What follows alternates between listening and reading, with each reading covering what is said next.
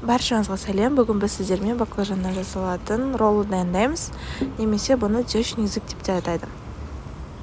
Ең алдымен осылай баклажанды тұзды суға салып қоясыздар. Енді біз баклажанымыз болғанша шамамен 20 минуттай тұру керек.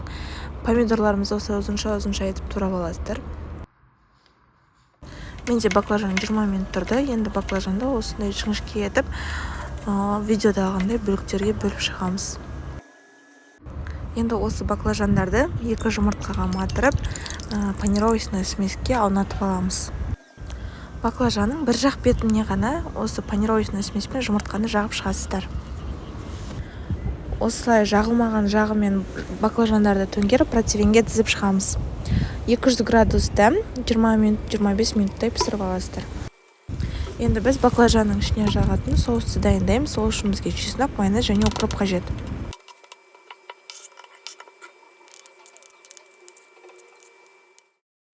Біздің баклажандар дайын болды. Менде духовкада 25 минуттай тұрды.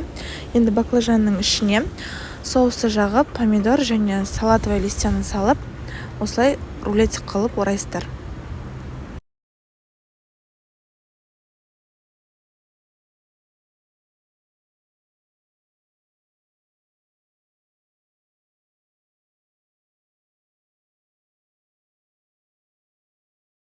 Біздің баклажаннан жасалған роллыларымыз дайын. Өте дәмді және өте кішкене ащы болады. Сіздер панировочный сместің орнына кез келген нанның ұнтақтарын пайдалана берсеңіздер болады. Сіздерге ұнайды деген үміттемін. Бізбен болғандарыңызға рахмет. Егер де сіздерге біздің видеолар ұнаған болса, бізге лайк басып, комментарий жазып тіркелуді сұраймыз. Келесі кездескенше сау болыңыздар.